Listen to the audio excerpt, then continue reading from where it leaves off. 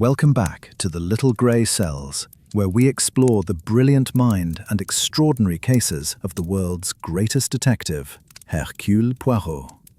Tonight we present a tale of Christmas mystery, long-buried secrets, and a voice from the shadows.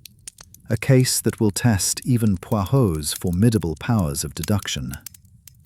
In the snow-covered village of Willowmere on Christmas Eve 1934, a mysterious caroller appears in the darkness, singing songs that haven't been heard in 15 years, stirring memories best forgotten and forcing a reckoning with the past.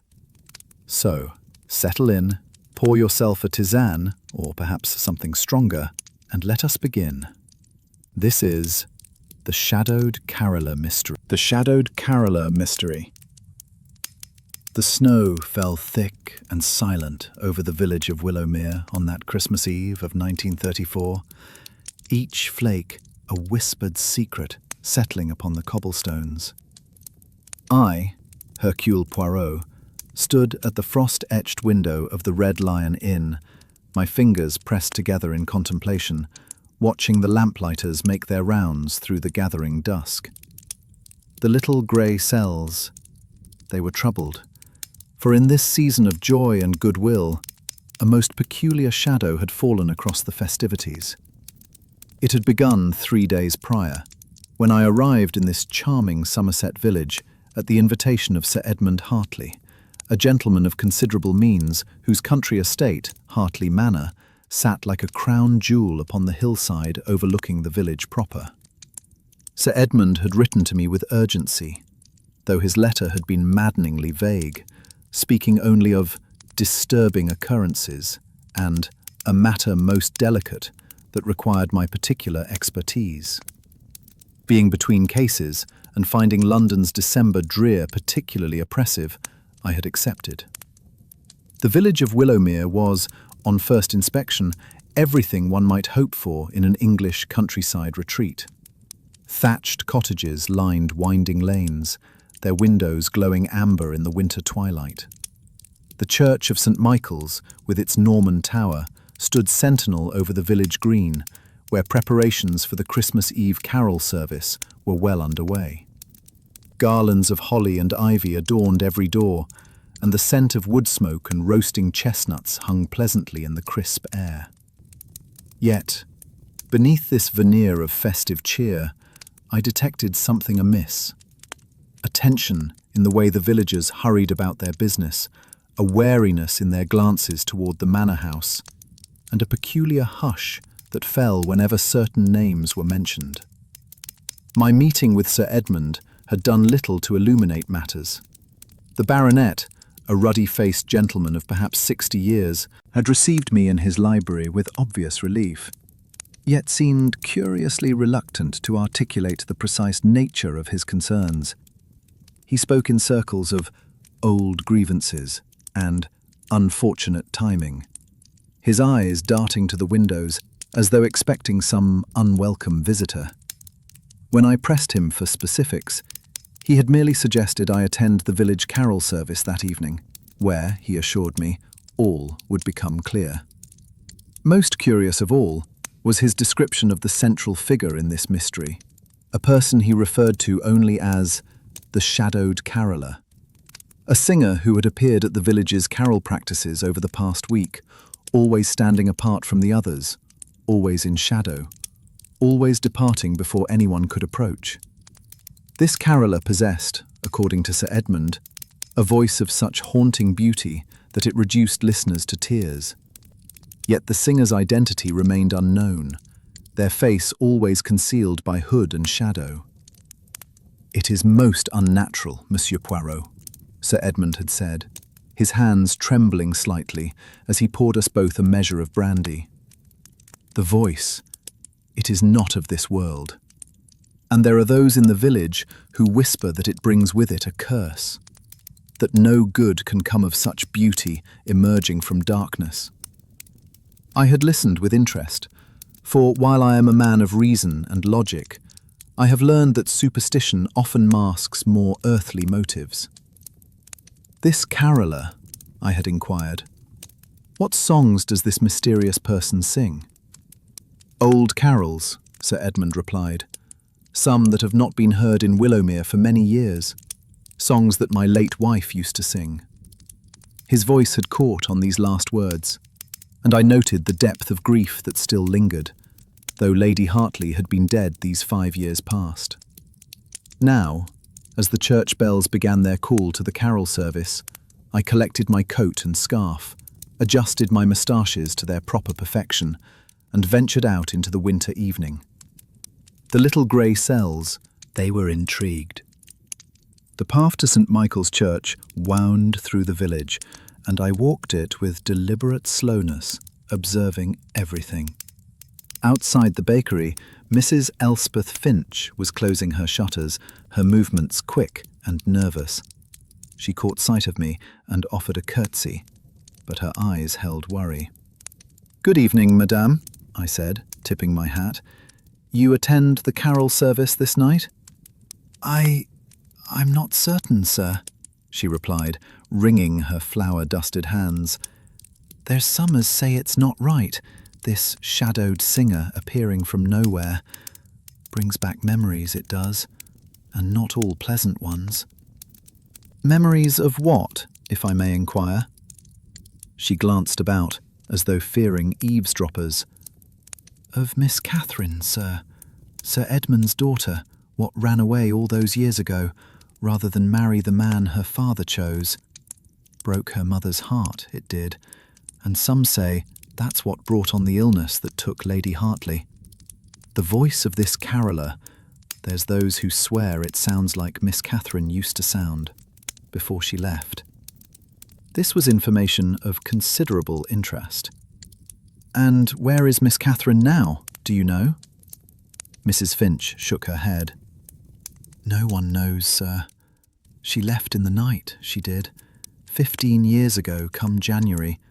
Not a word since. Sir Edmund forbids her name to be spoken in the manor, but the village, well, we remember." I thanked her and continued my walk, my mind turning over this new intelligence. A daughter estranged and vanished. A father who forbade her name to be spoken. A mother dead of heartbreak. And now, a mysterious caroller with a voice that evoked memories of the lost girl. The little grey cells, they began to perceive a pattern. As I approached the church, I encountered other villagers making their way to the service. There was Dr. Cornelius Webb, the village physician, a thin man with spectacles and a perpetually worried expression. Beside him walked Miss Arabella Thornton, the village schoolmistress, a woman of perhaps 40, with intelligent eyes and a determined set to her jaw. They greeted me with courtesy, and I fell into step beside them. "You are the detective gentleman staying at the Red Lion," Miss Thornton observed. It was not a question. "I am Hercule Poirot, at your service." "Sir Edmund has brought you here about the caroller, I expect," she said matter-of-factly. "The village is all abuzz with speculation." "And what is your speculation, mademoiselle?" She considered this as we walked. "I think," she said carefully, "that someone wishes to remind Sir Edmund of past sins. Whether that someone means harm or seeks reconciliation, I cannot say. But the timing is deliberate. Christmas Eve, when the whole village gathers. Whatever is to be revealed will be witnessed by all." Dr. Webb cleared his throat nervously. "Arabella, you shouldn't speak so plainly. Sir Edmund is our patron." "Sir Edmund is a man who made choices that brought suffering," Miss Thornton interrupted, her voice sharp. "I was Catherine's friend, Dr. Webb. I knew what she endured. The pressure he placed upon her to marry that dreadful Weatherby man. She had no choice but to flee." "This Monsieur Weatherby," I interjected. "He is still in the vicinity?" "Dead these 10 years," Dr. Webb replied. Hunting accident up in Scotland, but that's neither here nor there. We had reached the church, and I could see that, despite the apprehension I had sensed in the village, a considerable crowd had gathered. The ancient stone building glowed from within, candlelight flickering in the tall windows, and the sound of the organ playing a prelude drifted out into the snowy evening. People clustered in small groups in the churchyard, their breath forming clouds of vapour as they spoke in low, urgent tones. I observed them all with care. There, near the lich gate, stood Sir Edmund himself, looking distinctly uncomfortable in conversation with Reverend Aldous Blackwood, the parish rector, a portly man with a jovial face that currently bore a troubled expression. Nearby, a young couple stood close together, the woman's face pale in the lamplight. Miss Thornton followed my gaze. "That's Margaret Hartley," she said quietly. "Sir Edmund's niece, and her intended, Mr. Thomas Ashford. They're to be married in the spring, though I sense Margaret has reservations." "Indeed? What nature of reservations?" Miss Thornton's expression softened slightly. "Margaret is a sweet girl, but she lives entirely under her uncle's thumb. He took her in when her parents died, raised her as his own, or rather, as a replacement for the daughter he lost.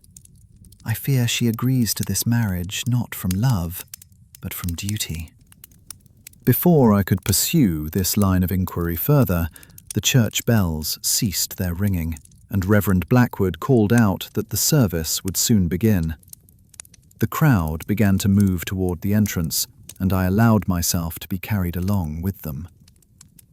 The interior of St. Michael's was ancient and beautiful, its Norman pillars rising to support vaulted ceilings, adorned with medieval paintings of angels and saints. Candles burned everywhere, in sconces along the walls, in the great chandelier suspended from the ceiling, upon the altar itself. The pews were filling rapidly, and I selected a position near the middle of the nave, from which I could observe both the choir assembled in the chancel and the congregation gathered in the body of the church. The choir consisted of perhaps 20 souls, villagers of all ages, dressed in their Sunday finest. They stood in formation, hymnals in hand, their faces showing varying degrees of excitement and nervousness. But as I studied them, I noted that none stood apart in shadow. None wore a hood or concealing garment. The shadowed caroller, it seemed, had not yet made an appearance. Reverend Blackwood took his place before the altar and raised his hands for silence. "My dear friends," he began, his voice resonant in the stone space, "we gather on this most holy of evenings to celebrate with song the birth of our Lord. Let us begin with that most beloved of carols, O come, all ye faithful." The organs swelled, and the choir and congregation raised their voices together. It was pleasant, traditional, utterly ordinary, and I found myself waiting, as were many others, for something extraordinary to occur. But the carol concluded without incident, as did the next, and the next. We progressed through the familiar repertoire. Hark the herald angels sing, the first Noel, Silent Night. And still, there was no sign of the mysterious caroller. I observed Sir Edmund, who sat rigid in the front pew, his eyes fixed on the altar with an intensity that suggested either prayer or dread. His niece, Margaret, sat beside him, her gloved hands clasped tightly in her lap, while her fiancé, Thomas Ashford, stood with the other men of the choir, his tenor voice pleasant but unremarkable. It was during Once in Royal David's City that I first sensed a change in the atmosphere. The congregation was singing the third verse when another voice joined in. A voice of such pure, crystalline beauty that the other singers faltered and fell silent, one by one, until only that single voice continued. It seemed to come from everywhere and nowhere, filling the ancient church with a sound that was, indeed, as Sir Edmund had said, not entirely of this world. I turned my head, seeking the source, and saw that the other listeners were doing the same. The voice came from the back of the church, from the shadows near the entrance, but when I looked there directly, I could see only darkness and the faint outline of a hooded figure standing apart from the others. The verse concluded, and for a moment there was absolute silence. Then Sir Edmund rose to his feet, his face pale as death, and turned to face the rear of the church. "Catherine," he whispered, and though his voice was soft in that profound silence it carried to every corner. "Catherine, is it you?" The hooded figure did not move, did not speak. Instead, the voice began again, this time singing unaccompanied, a carol I did not immediately recognize, an old melody, haunting and strange, with words in archaic English that spoke of redemption and homecoming, of wounds healed and families reunited. Miss Thornton, seated in the pew ahead of me, turned and whispered, "That was Lady Hartley's favourite carol. She used to sing it every Christmas Eve. It hasn't been sung in Willowmere since she died." As the song continued, I observed the reactions of those present. Sir Edmund stood frozen, tears streaming down his face. Margaret Hartley had risen as well, one hand pressed to her mouth, her eyes wide with wonder or fear. Dr. Webb looked profoundly uncomfortable, his medical rationalism clearly at war with the evidence of his senses. And Reverend Blackwood, the good Reverend, was smiling, a smile of such genuine joy that it transformed his entire countenance. The carol ended, and in the ensuing silence, the hooded figure began to walk forward down the centre aisle.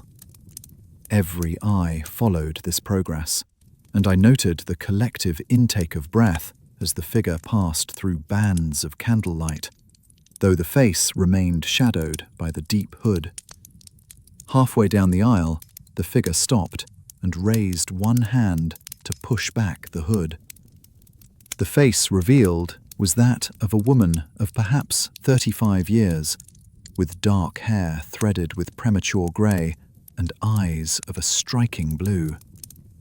Her features were delicate, but marked by experience, by suffering survived and wisdom hard won. She was beautiful, but it was a beauty that had passed through fire and emerged tempered. "Father," she said, her speaking voice as lovely as her singing voice had been, though it trembled slightly with emotion. "I have come home." Sir Edmund stared at her as though seeing a ghost. "Catherine? But how? Why?" "Because it is Christmas," Catherine Hartley replied simply.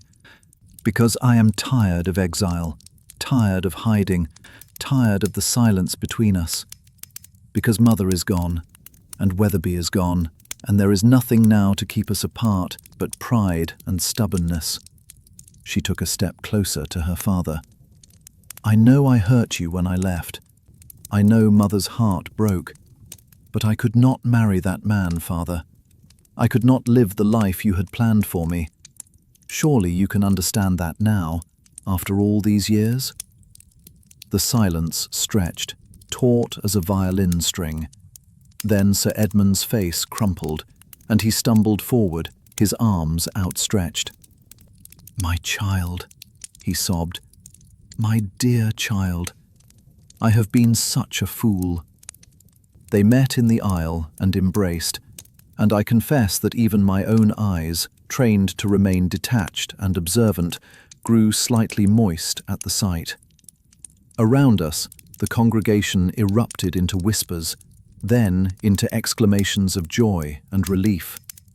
The tension that had gripped the village for days released all at once, like the snapping of a cord. But I, Hercule Poirot, I did not join in the general celebration. Something troubled me still, something the little grey cells had detected, but could not yet articulate. I remained in my pew, watching, thinking. After several minutes of emotional reunion, Reverend Blackwood called for order and suggested that the service continue. Sir Edmund and Catherine, still hand in hand, moved to sit together in the front pew, and the choir, their faces wreathed in smiles, resumed their positions. The remaining carols were sung with particular gusto, and when the service concluded, the congregation spilled out into the churchyard in high spirits, gathering around Sir Edmund and his restored daughter to offer congratulations and welcome. I followed at a distance, observing. I noticed that while most seemed genuinely delighted by this Christmas reunion, not all shared in the joy. Margaret Hartley stood apart, her face troubled, and when Thomas Ashford attempted to take her arm, she shook him off with surprising vehemence. Dr. Webb, too, seemed uneasy, speaking quietly with Miss Thornton in the shadow of a yew tree. I approached them. "Forgive the interruption, but I detect that not everyone shares in the evening's jubilation." Miss Thornton fixed me with a sharp look. "You are perceptive, Monsieur Poirot. No, not everyone is pleased. Margaret, I think, sees her future changing before her eyes. With Catherine returned, she is no longer Sir Edmund's sole heir, no longer the daughter of the house. Her marriage to Thomas may no longer suit Sir Edmund's purposes. And you, mademoiselle? You were Catherine's friend. Surely you are glad of her return?" "I am glad," Miss Thornton said carefully. "But I am also curious. Catherine disappeared 15 years ago without a word to anyone, not even to me, though we were close as sisters. Where has she been all this time? What has she been doing? And why return now in this dramatic fashion, rather than simply writing to her father to test the waters?" These were excellent questions, the very questions the little grey cells had been formulating. "Dr. Webb," I said, turning to the physician, "you attended Lady Hartley in her final illness, did you not?" He started slightly. "I did. A terrible business. She simply lost the will to live after Catherine left. She declined over 2 years, and there was nothing my medicine could do for her." "And Sir Edmund? He blamed Catherine for her mother's death?" "He did," Miss Thornton answered, when the doctor hesitated. "He swore that if Catherine ever returned, he would turn her away, that she was no daughter of his.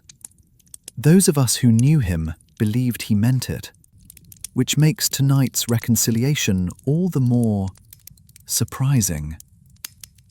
I stroked my moustaches thoughtfully. "Indeed. It is as though Sir Edmund was prepared for this reunion, n'est-ce pas? As though he expected it, perhaps even desired it, despite his previous declarations." "What are you suggesting?" Dr. Webb asked nervously. "I suggest nothing yet. I merely observe. But I think, mes amis, that this matter is not as simple as it appears. Tell me, where is Catherine's husband, if she has one? Where are her children? Her life of the past 15 years? She appears alone, and while her dress is respectable, it is not that of a woman who has prospered." Before they could answer, Sir Edmund himself approached our little group, his arm around Catherine's shoulders.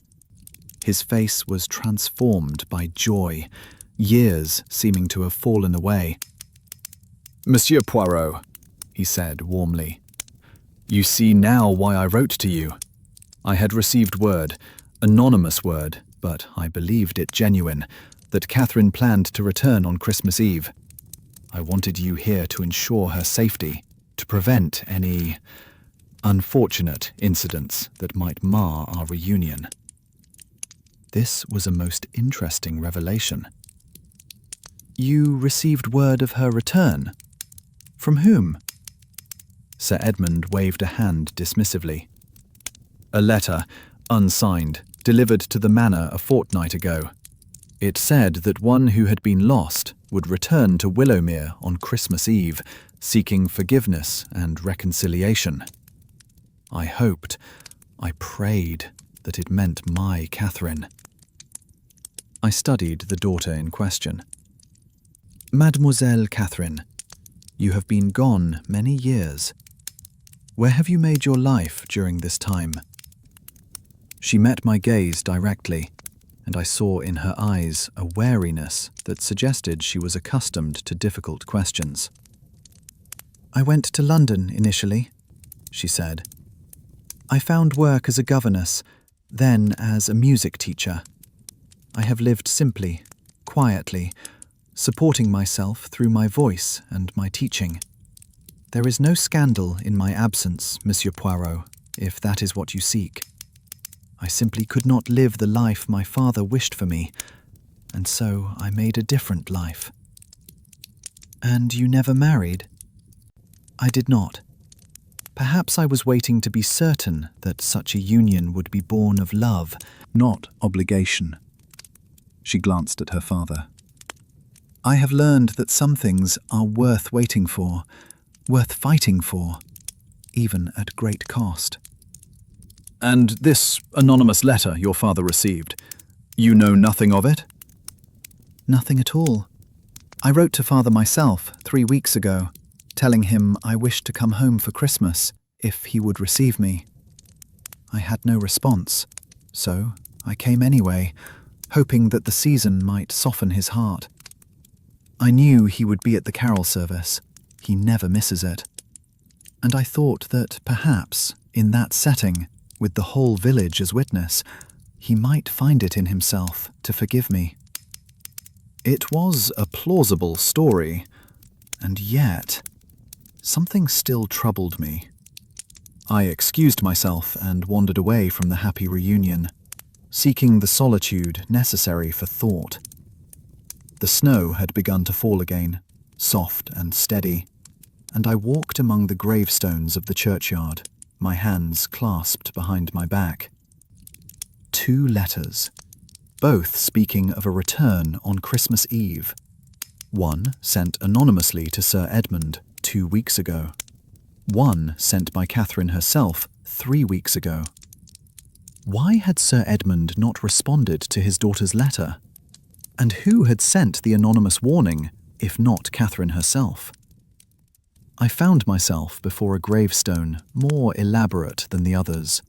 White marble, carved with angels, bearing the inscription, "Eleanor Hartley, beloved wife and mother, 1869 to 1929. She loved with her whole heart." Beside it was a smaller, simpler stone. "James Weatherby, 1865 to 1924. Gone, but not forgotten." I stared at this second grave, my mind racing. Weatherby had died in 1924, 10 years ago. Yet he was buried here in Willowmere's churchyard. He had not been a man of the village, but rather an outsider, whom Sir Edmund had selected as his daughter's husband. Why, then, was he buried here?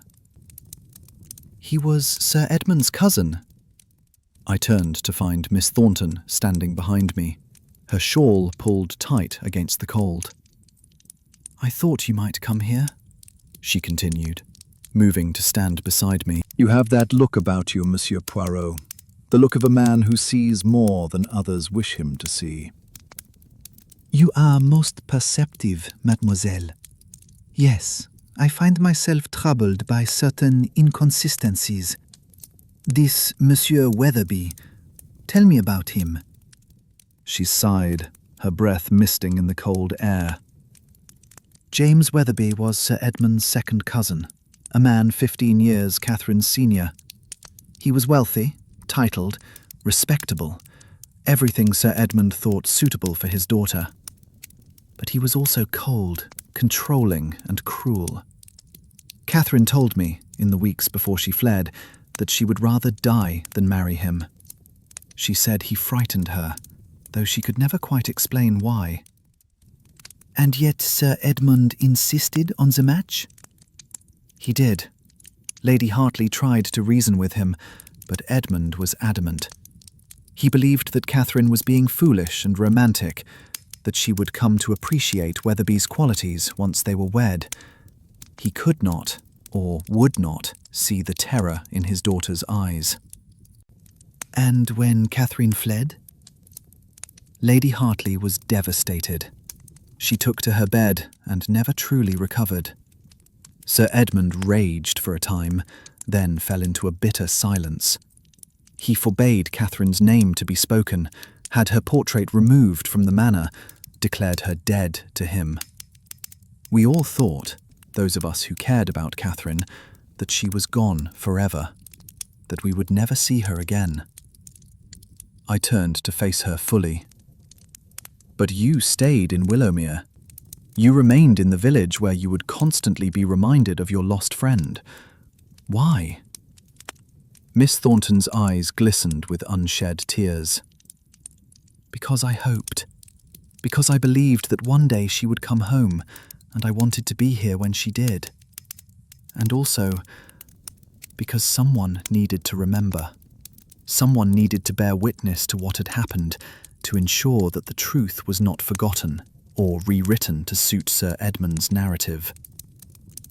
And what is the truth, Mademoiselle Thornton? She looked at me for a long moment, as though deciding whether to trust me. Finally, she spoke. The truth is that Eleanor Hartley did not die of a broken heart. She died of guilt. She told me, in her final days, that she had failed her daughter, that she should have stood up to her husband more forcefully, that she should have helped Catherine escape sooner. She made me promise that if Catherine ever returned, I would help her, protect her, ensure that history did not repeat itself. And Sir Edmund? What is his truth? That is what I cannot fathom, Miss Thornton admitted. For 15 years he has been a changed man, harder, colder, more isolated. He has poured his attention into his niece Margaret, shaping her life as he tried to shape Catherine's. And yet tonight he welcomed Catherine back as though no time had passed, as though he had not disowned her and cursed her name. It is wrong somehow. Too easy. Too perfect. The little grey cells, they agreed entirely.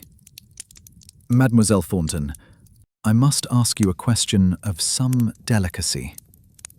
Do you believe that the woman who appeared tonight is truly Catherine Hartley? She drew back, startled. Who else could she be? She has Catherine's face, her voice. A woman's face changes over 15 years.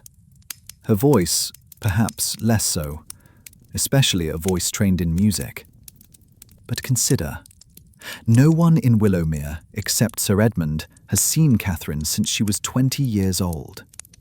She is now 35. The woman we saw tonight could be Catherine.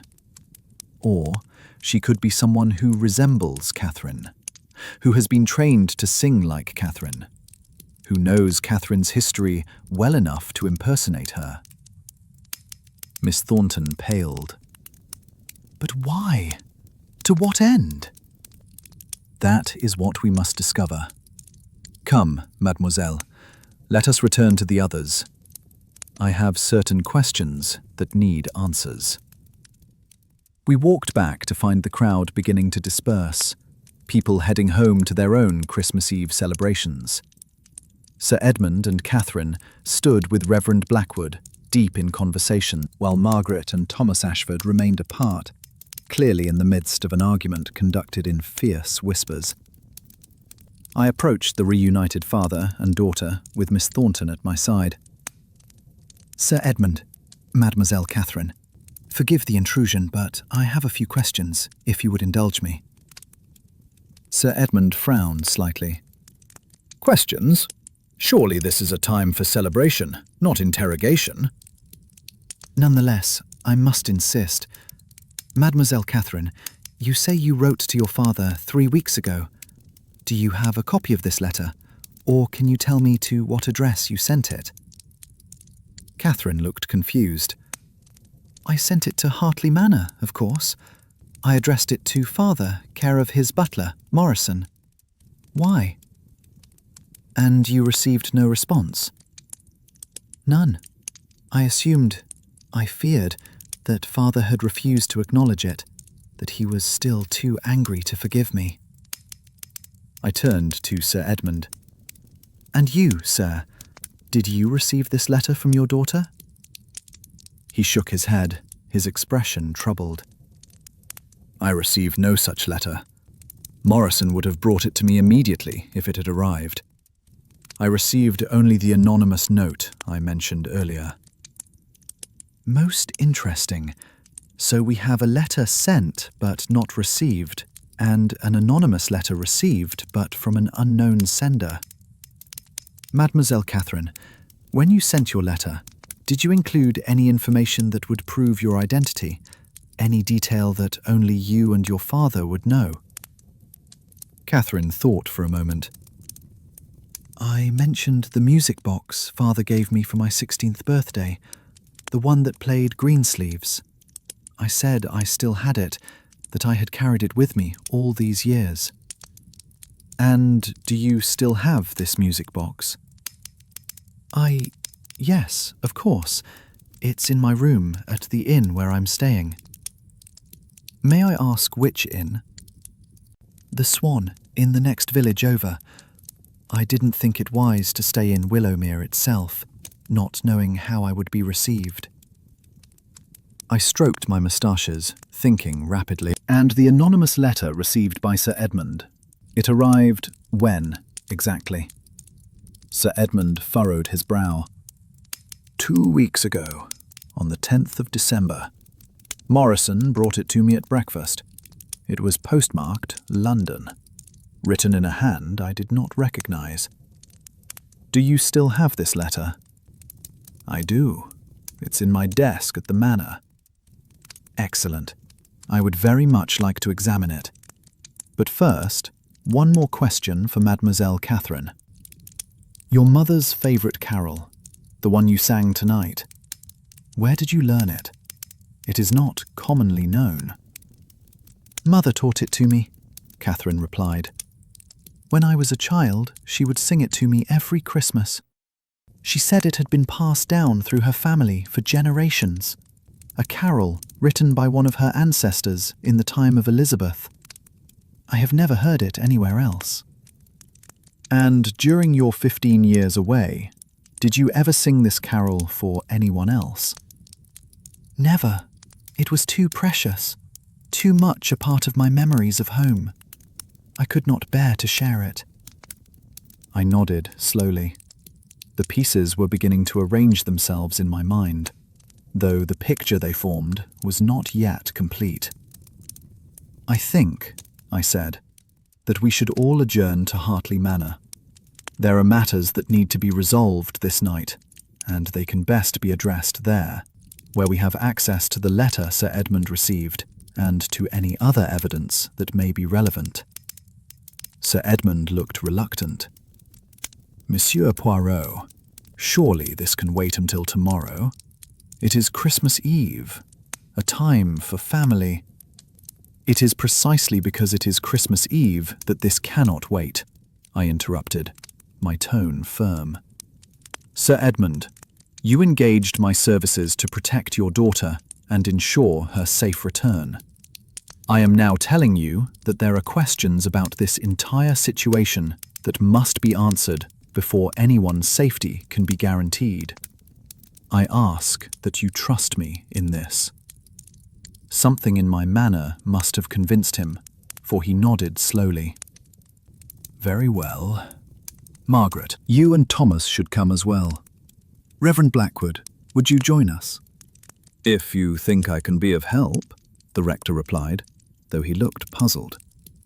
Miss Thornton, I added, your presence would also be most valuable.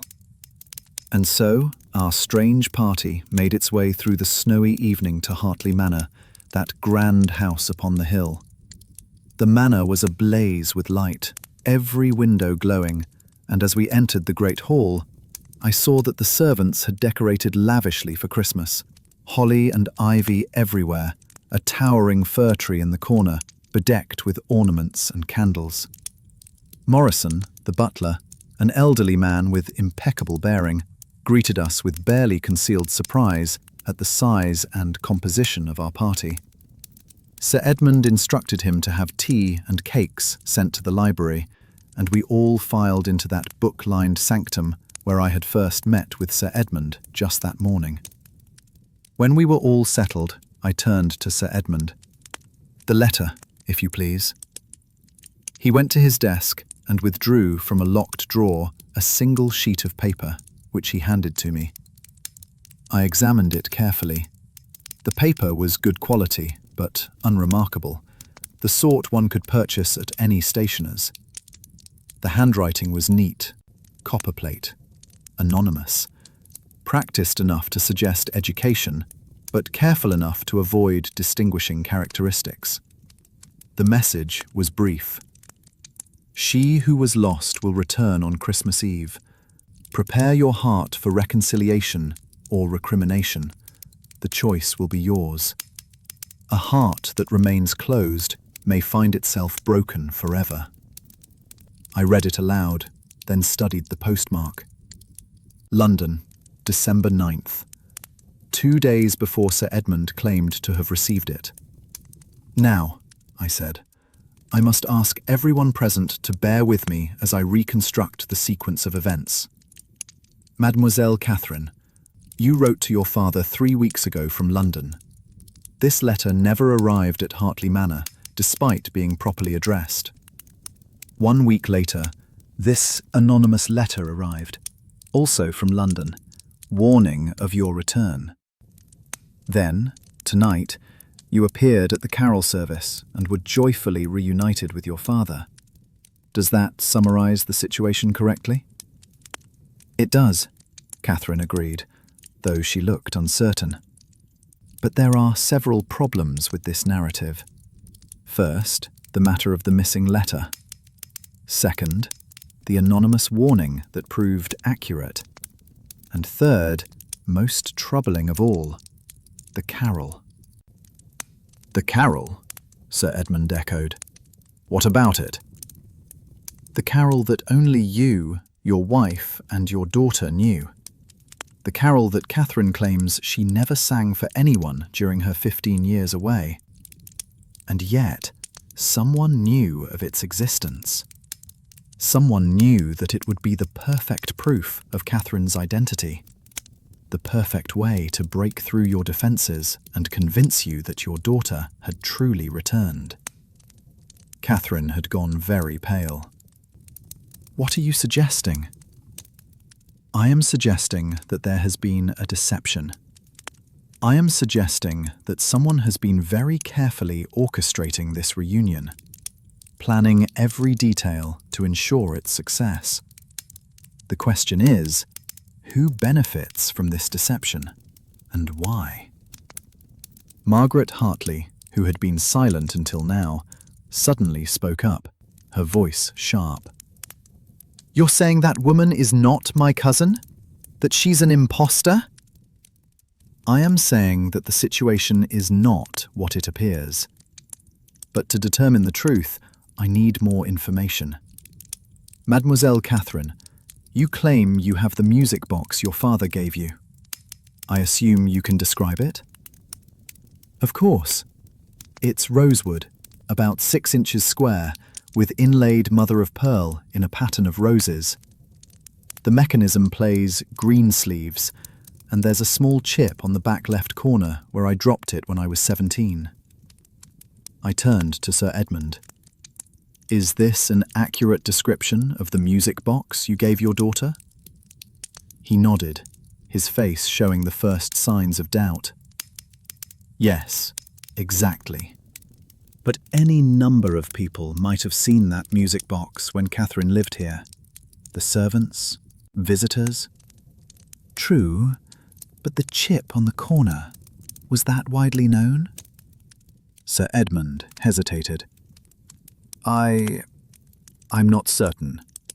Catherine showed it to me when it happened, was quite distraught about it. But whether she showed others, I cannot say. I turned to Miss Thornton. You were Catherine's close friend. Did she show you this damaged music box? Miss Thornton thought carefully. I remember the music box, certainly. Catherine treasured it, but I don't recall her mentioning damage to it. Then again, it's been many years. I might have forgotten.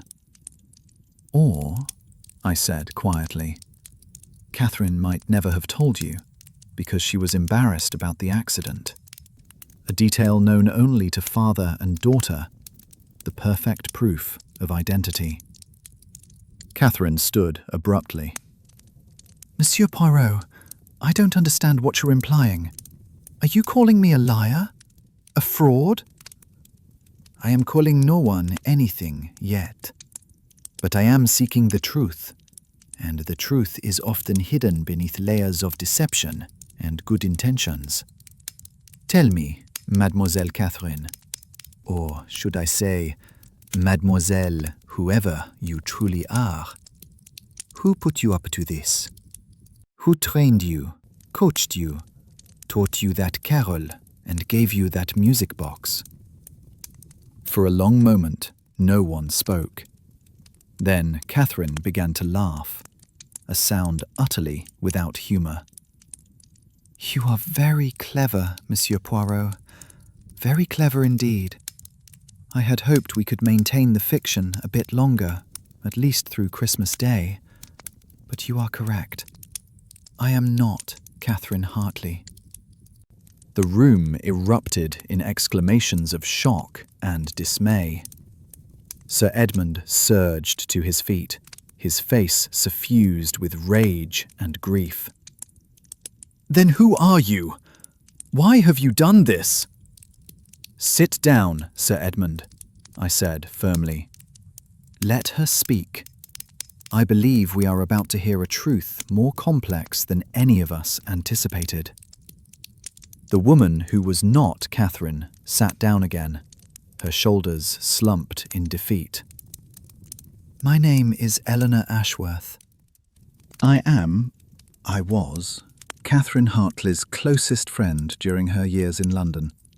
We worked together, lived together, became closer than sisters.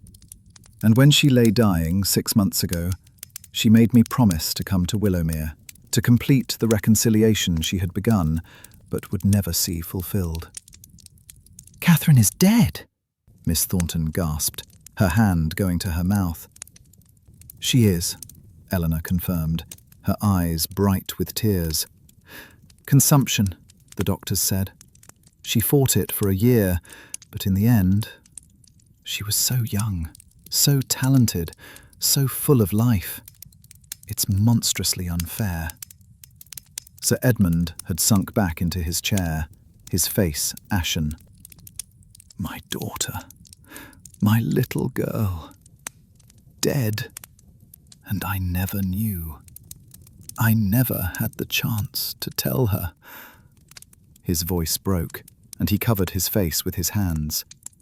Eleanor's own voice was thick with emotion as she continued.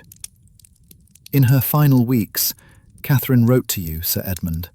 She poured out her heart in that letter, told you everything she had wanted to say for 15 years.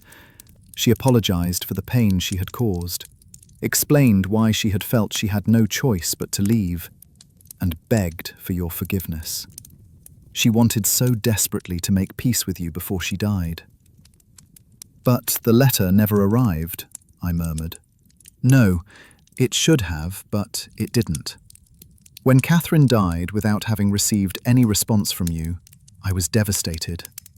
She had died believing you still hated her, still refusing to forgive.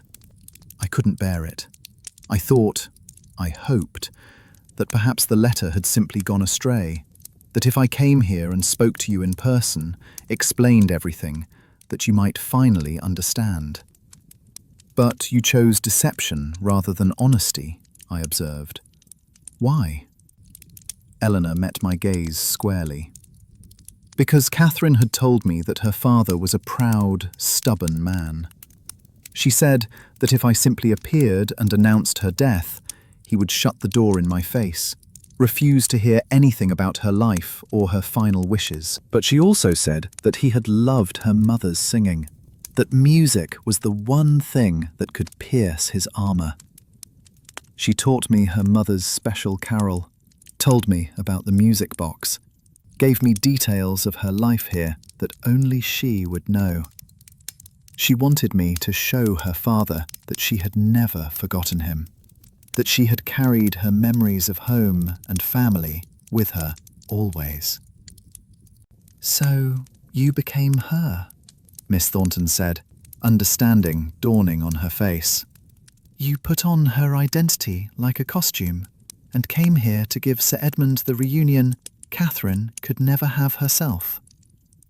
Yes, I thought that if I could make him believe, even for a little while, that Catherine had come home, that she had forgiven him and wanted his forgiveness in return, then perhaps his heart would soften. And then I could tell him the truth, that Catherine had died loving him, thinking of him, hoping to the end that he would one day understand why she had to leave. I wanted to give him the chance to grieve properly, to find peace with her memory. I shook my head slowly. A deception born of love and good intentions, but a deception nonetheless. And yet there is still one piece that does not fit.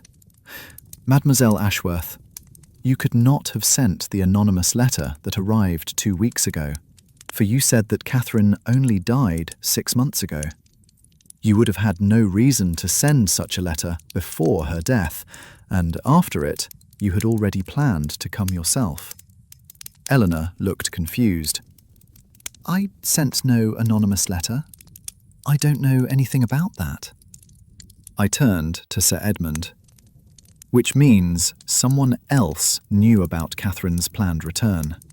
Someone else wanted to ensure that you would be prepared for it, receptive to it. Someone who knew the whole story and wanted this reconciliation to succeed. As I spoke, I was watching the faces of everyone in the room, and I saw the flicker of recognition in one pair of eyes before their owner could suppress it. Dr. Webb, I said softly. It was you, was it not? The physician started violently, his spectacles nearly falling from his nose. I don't know what you mean. I think you do. You were Lady Hartley's physician during her final illness. She must have confided in you, told you things she told no one else. And 15 years is a long time for a secret to weigh upon a man's conscience. Dr. Webb's resistance crumbled. Eleanor Hartley was dying of more than grief, he admitted, his voice barely above a whisper. She was dying of guilt. She told me, near the end, that she had intercepted Catherine's first letter, the one her daughter had sent shortly after fleeing, begging for understanding and forgiveness.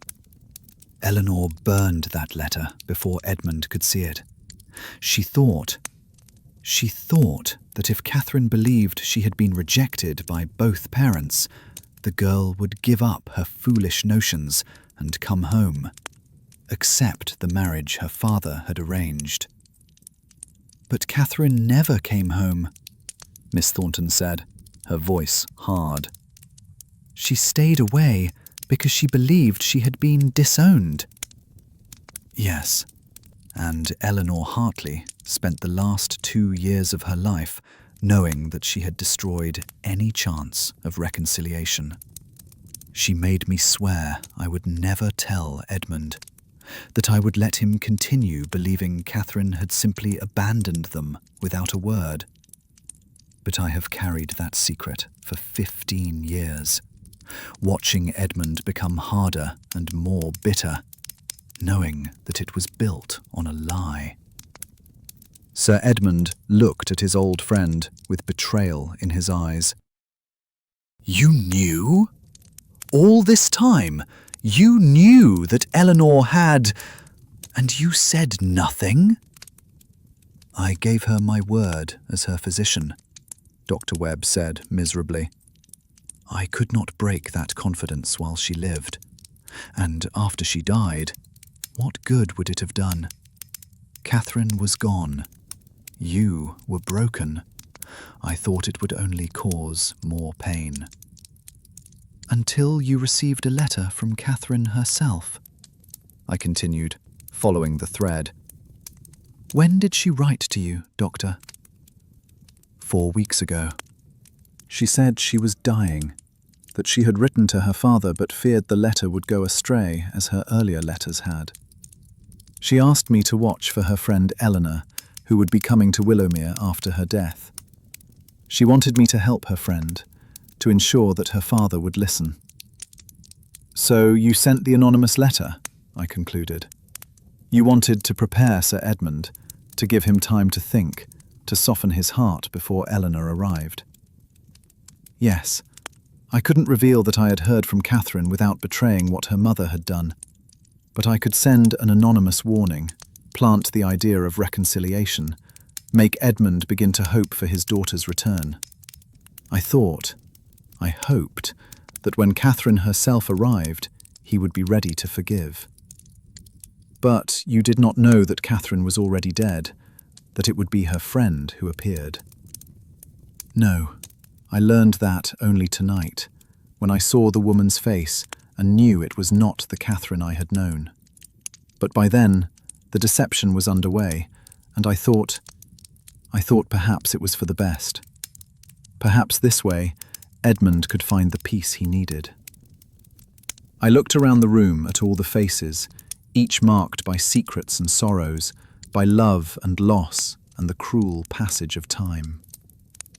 And so we have it, a tapestry of deception, each thread woven with good intentions, each lie told in service of love or duty or guilt. But where does that leave us now? Sir Edmund had been silent throughout these revelations, his face unreadable. Now he spoke, his voice rough with unshed tears. It leaves me with the knowledge that my daughter died believing I hated her, that I lost 15 years with her because of pride and stubbornness, and that I can never get those years back. It leaves me a fool and a coward, and more alone than I have ever been. No, Eleanor Ashworth said firmly. That's not true. Catherine didn't die believing you hated her. She died hopeful. She died believing that her letter would reach you, that you would forgive her, that one day, if not in this life, then perhaps in another, you would be reconciled. She died at peace with herself, Sir Edmund. She lived the life she chose, and while it wasn't easy, it was hers. She sang, she taught, she loved, and she was loved. She had friends and purpose and joy. She didn't waste her years, she lived them fully, on her own terms. But I never told her I was sorry, Sir Edmund choked out. I never told her I forgave her, that I understood. How can I find peace with that? Eleanor reached into her coat and withdrew a small package wrapped in brown paper. Catherine knew you would feel this way. She asked me to give you this after I had told you the truth about her death. Sir Edmund took the package with trembling hands and unwrapped it. Inside was the rosewood music box, its mother-of-pearl roses gleaming in the firelight, the chip on the back corner exactly as Catherine had described. And beneath it, a letter in a familiar hand. He opened it and read aloud, his voice breaking. My dearest father, if you are reading this, then Eleanor has told you that I am gone. I hope my death brings you no pain, for I have had a good life, lived according to my own conscience, and I go to meet Mother with no regrets save one, that I never found the courage while living to tell you what I must now tell you in death. I forgive you, Father. I forgive your anger and your pride, your stubborn insistence on controlling my life rather than letting me live it. I forgive all of it, because I understand now, as an adult, what I could not understand as a girl. That you acted from love, misguided, overbearing, sometimes cruel love, but love nonetheless. You wanted what you thought best for me, and when I rejected that vision, you could not comprehend it. But more than my forgiveness, I want you to know that I understand your choices now. I have seen enough of the world to know that fathers feel tremendous pressure to secure their daughters' futures, to protect them from hardship and poverty and the cruelties of the world. You thought Weatherby would give me security and position. You could not see, blinded by your own certainties, that he would have given me only misery. I hope you can forgive yourself, as I have forgiven you. I hope you can let go of your anger and grief and bitterness, and remember instead the good years we had when I was young, the music lessons you arranged for me, the books you bought me, the times we sat together in your library and discussed philosophy and poetry. Those memories sustained me through hard times, Father. They reminded me that I was loved even when I felt most alone. Live your remaining years in peace, Father. Be kind to Margaret. Don't make with her the mistakes you made with me. Let her choose her own path, find her own way. And perhaps, sometimes, on a Christmas Eve when the snow is falling and the carolers are singing, you might remember me with love rather than regret. Your daughter, always, Catherine. By the time he finished reading, there was not a dry eye in the room. Sir Edmund folded the letter carefully, returned it to the music box, and sat for a long moment in silence. Finally, he looked up at Eleanor Ashworth. Thank you, he said simply. Thank you for coming here, for caring enough about my daughter to risk this deception. Thank you for giving me the chance to hear her final words, to know that she died at peace. I don't deserve your kindness, or hers, but I am grateful for it nonetheless. Eleanor smiled through her tears. Catherine loved you very much. She wanted you to know that. Sir Edmund turned to Dr. Webb. And you, old friend, I understand why you kept Eleanor's secret. It must have been a terrible burden. I don't know if I can forgive you yet, but I understand. He stood and walked to where his niece Margaret sat with her fiancé. Margaret, my dear, I have been unfair to you, trying to mold you into a replacement for the daughter I lost. Can you forgive a foolish old man? And more importantly, can you tell me honestly, do you love Thomas Ashford? Or are you marrying him only to please me? Margaret looked at her uncle, then at Thomas, then back again. I care for Thomas greatly, uncle, but I'm not certain I love him enough to marry him. I had been afraid to say anything, afraid of disappointing you again after you had been so kind in raising me. Thomas Ashford, to his credit, took this revelation with grace. Then we should not marry, Margaret. You deserve a love like the one Sir Edmund and Lady Hartley shared, not a marriage of convenience. We can call off the engagement. Remain friends, if you wish. Sir Edmund embraced his niece. Whatever you choose, my dear, you have my blessing. I have learned, too late for Catherine, but not too late for you, that true love cannot be commanded or arranged. It must be freely given, or it is nothing at all. I, Hercule Poirot, allowed myself a small smile. The little grey cells, they were satisfied. The truth had been uncovered. Not only the truth of Eleanor's deception, but the deeper truths of love and forgiveness, of pride and regret, of families broken and, perhaps, beginning to heal. Reverend Blackwood, who had been silent throughout, now spoke up. It seems to me, he said gently, that while we have uncovered much sorrow this night, we have also discovered much hope. Sir Edmund, would you like me to hold a memorial service for Catherine? It's not too late to honour her memory properly. I would like that very much, Sir Edmund replied. And perhaps we might sing her mother's carol, the one Eleanor sang tonight, so that Catherine's voice, in a way, might be heard in Willowmere one last time. And so it was arranged. The following day, Christmas Day itself, the village gathered again in St. Michael's Church, this time to mourn Catherine Hartley and celebrate her life. Eleanor sang the old carol once more, and this time there was no mystery in it, only beauty and grief and love. Sir Edmund wept openly, as did many of the villagers. But they were clean tears, healing tears. In the days that followed, I remained in Willowmere to tie up the loose ends of the case. Eleanor Ashworth stayed at the manor as Sir Edmund's guest, and the two spent long hours talking about Catherine, sharing memories, helping each other grieve. Dr. Webb and Sir Edmund had a difficult but necessary conversation about trust and forgiveness.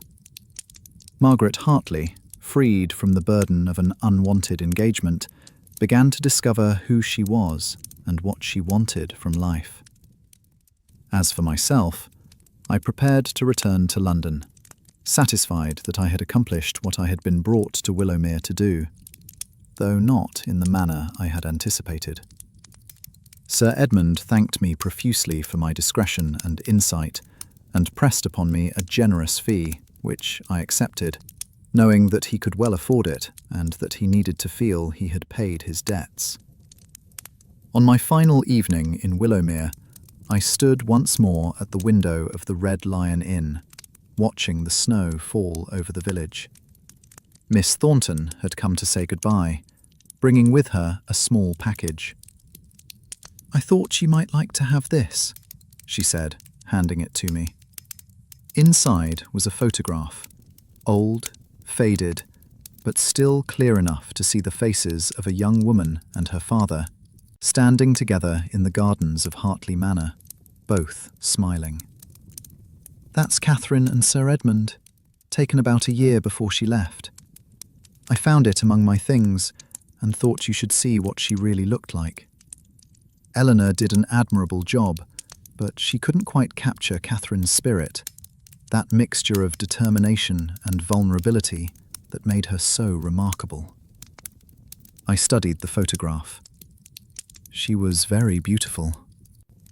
"She was very brave," Miss Thornton corrected. "And she was right to leave. Some prices are too high to pay, even for family approval." "And yet," I mused, "in the end, she found a way to come home. Not in body, perhaps, but in spirit, through her friend's love and courage, and her own final letter, She made her peace with her father. "Do you think he'll be all right?" Miss Thornton asked. "Sir Edmund, I mean." "I think he will be better than he has been for many years. The truth, mademoiselle, has a way of setting one free, even when that truth is painful.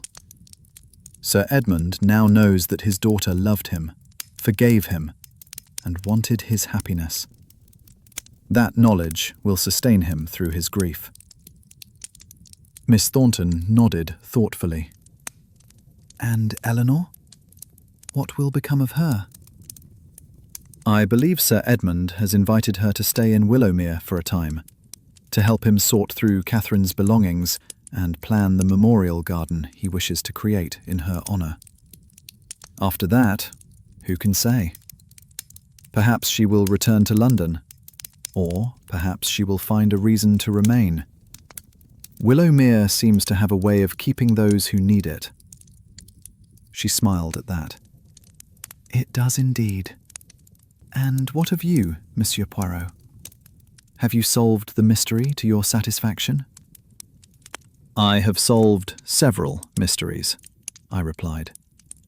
"The mystery of the shadowed caroller, the mystery of Catherine's lost letter, the mystery of why Sir Edmund changed his heart so quickly.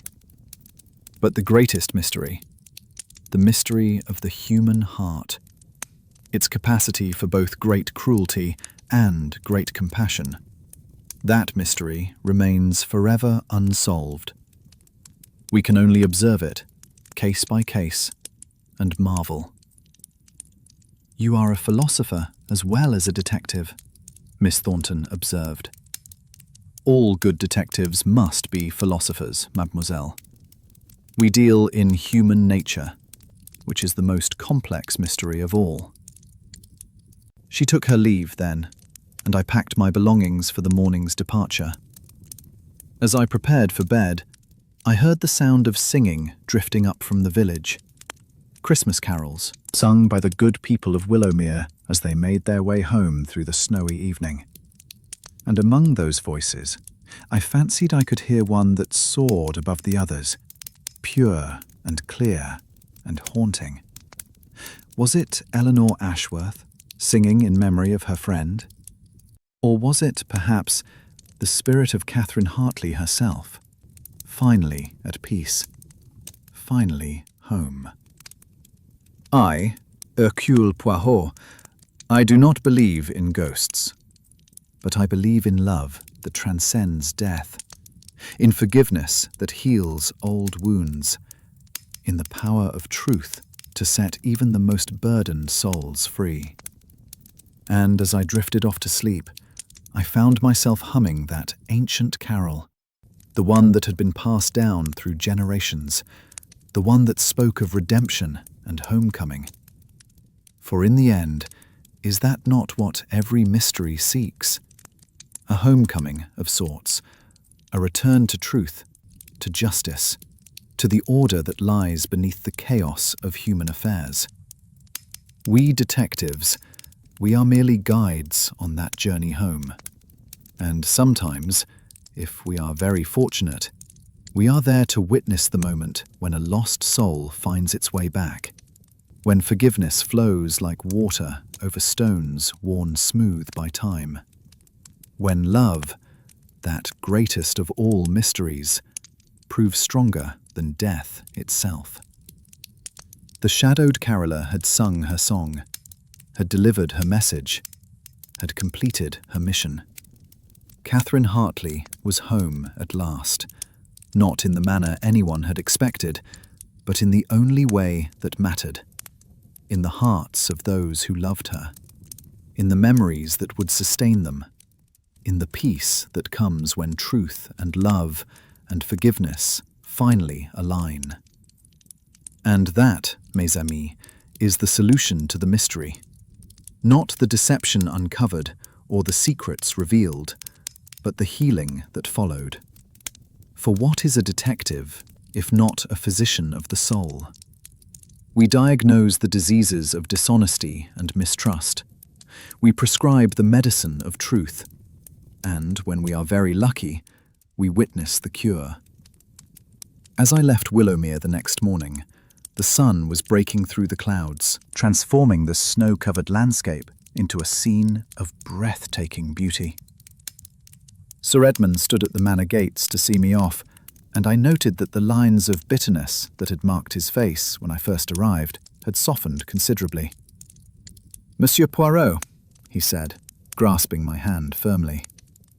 "I engaged you to solve a mystery, and you have done far more than that. You have given me back my daughter, not in the flesh, but in the spirit. And that is enough. More than enough." "It was not I who gave her back to you," I replied. "It was her own love, her own forgiveness, and the courage of her friend.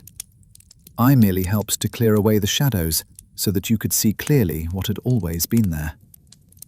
"Then I thank you for that clarity. It is the greatest gift I have ever received." I tipped my hat to him and climbed into the waiting motorcar.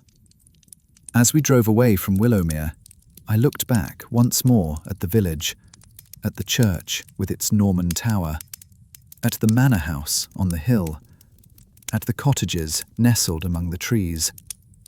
I thought of all the secrets those buildings had held, all the sorrows and joys they had witnessed. And I thought of Catherine Hartley, who had left this place so young and frightened, who had built a life for herself against all odds, who had died too young, but not without leaving her mark on the world. She had been brave, that one, braver than she knew. The mystery of the shadowed caroller was solved, but the mystery of human resilience, of love's endurance, of the connections that bind us across time and space and even death, those mysteries would continue, as they always had, as they always would. And I, Hercule Poirot, I would continue to pursue them, one case at a time, one truth at a time, knowing that in each solution I brought a measure of order to the chaos, a measure of light to the darkness. For that is what we detectives do. We shine light into shadows, and sometimes, if we are very fortunate, we discover that what we thought was shadow was actually the beginning of dawn. The snow had stopped falling by the time we reached the London road, and ahead of me stretched the journey home, the return to my comfortable rooms, to my tisanes and my precision and my ordered life. But I carried with me the memory of Willowmere, of Christmas bells and candlelight, of a mystery solved and a family healed. And in the quiet of my own thoughts, I found myself humming that ancient carol, the one Eleanor had sung so beautifully, the one Catherine had taught her in those final months.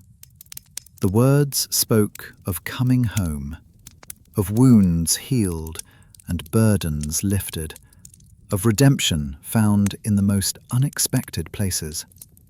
It was, I reflected, a fitting end to the case, a mystery that had begun in shadow and ended in light, a story that had started with deception and concluded with truth, a journey that had taken us through grief and guilt to arrive, finally, at forgiveness.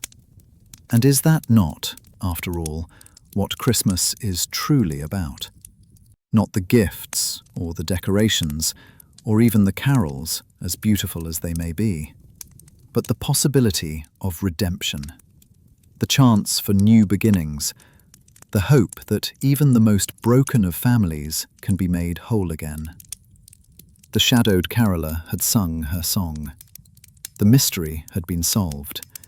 And in a village called Willowmere, on a hillside in Somerset, a father and daughter had found their way back to each other across the vast distance of 15 years and the even vaster distance between the living and the dead.